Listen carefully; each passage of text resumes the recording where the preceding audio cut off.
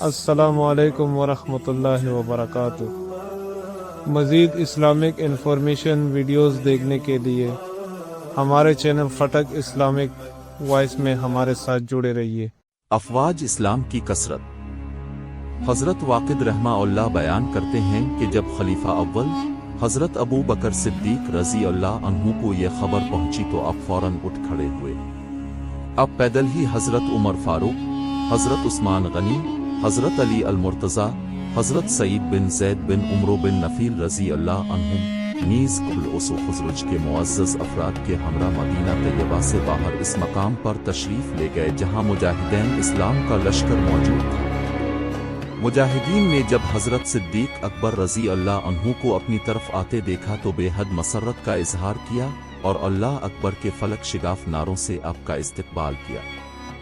تکبیر کی گونج اس قدر پرجوش اور بلند تھی کہ پہاڑوں سے ٹکرا کر بازگشت پیدا ہوئی، یوں محسوس ہوتا تھا گویا پہاڑ بھی تکبیر کا جواب تکبیر ہی سے دے رہے ہیں۔ حضرت ابو بکر صدیق رضی اللہ عنہ ایک بلند مقام پر تشریف فرما ہوئے تاکہ تمام لشکر آپ کو دیکھ سکے۔ اپنی نگاہ مبارک افواج اسلام پر ڈالی تو لشکر کی کثرت کا یہ عالم تھا کہ جہاں تک نظر جاتی میدان مجاہدین سے بھرا ہوا دکھائی دیتا تھا۔ یہ منظر دیکھ کر آپ کا چہرہ انور خوشی سے دمک اٹھا اور زبان مبارک پر یہ دعا جاری ہوئی، اے اللہ ان مجاہدین کو صبر و استقامت عطا فرما، ان کی مدد و نصرت فرما اور انہیں دشمن کے ہاتھوں مغلوب اسیر نہ ہونے دینا۔ یزید بن ابی سفیان اور ربیہ بن عامر کی سرداری۔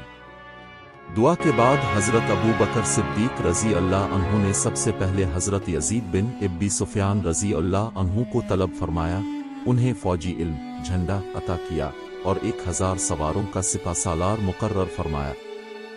اس کے بعد ربیہ بن عامر کو، جو قبیلہ بنی عامر کے نامور شہسوار اور حجاز کے ممتاز جانبازوں میں شمار ہوتے تھے، طلب فرمایا۔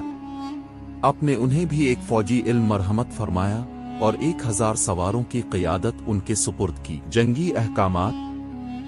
حضرت یزید بن ابی سفیان رضی اللہ عنہ نے عرض کیا، خلیفہ رسول ہمیں کچھ نصیحتیں اور وصیتیں ارشاد فرمائیے۔ حضرت ابو بکر صدیق رضی اللہ عنہ نے فرمایا، جب کسی مقام سے کوچ کرو تو اپنے ساتھیوں پر چلنے میں سختی نہ کرنا، اپنی قوم اور اپنے ماتحت افراد کے ساتھ سخت گیری سے پیش نہ آنا، ہر معاملے میں باہمی مشورہ کیا کرنا، عدل و انصاف کو کبھی ہاتھ سے نہ جانے دینا، ظلم و زیادتی سے ہمیشہ بچنا، کیونکہ کوئی ظالم قوم نہ کبھی حقیقی فلاح و بہبود حاصل کر سکی ہے اور نہ پائیدار فتح سے ہمکنار ہوئی۔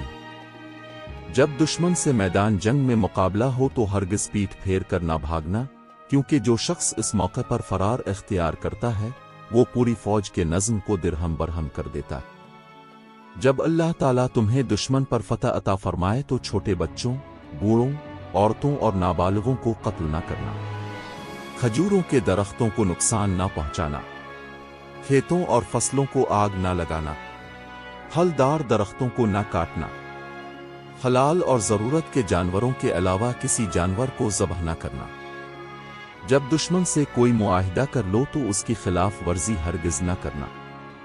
جب صلح ہو جائے تو صلح نامے کی پابندی کرنا اور اسے ہرگز نہ توڑنا۔ تمہیں ایسے لوگ بھی ملیں گے جو اپنے عبادت خانوں میں گوشہ نشینی اختیار کیے ہوئے ہوں گے اور اپنے خیال میں اللہ تعالیٰ کی عبادت میں مشغول ہوں گے۔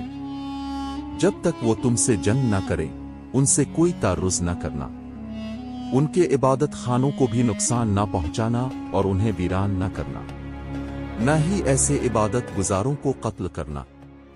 البتہ تمہیں ایک ایسی قوم بھی ملے گی جو شیطان کی پیروکار اور صلیب کی پرستار ہوگی، وہ اپنے سروں کے درمیان کا حصہ منڈتی ہیں، یہاں تک کہ ان کے سر سنگ خارا پر بنے گھونسلے کی مانند دکھائی دیتے ہیں۔ ایسے لوگوں سے پوری قوت کے ساتھ قتال کرنا، یہاں تک کہ وہ اسلام قبول کر لیں یا ذلت کے ساتھ جزیہ ادا کرنے پر آمادہ ہو جائے۔ اس کے بعد حضرت ابو بکر صدیق رضی اللہ عنہ نے فرمایا، اب میں تمہیں اللہ تعالیٰ کے سپرد کرتا ہوں۔ یہ فرما کر اپنے حضرت یزید بن ابی سفیان رضی اللہ عنہ سے مصافحہ اور معانقہ فرمایا۔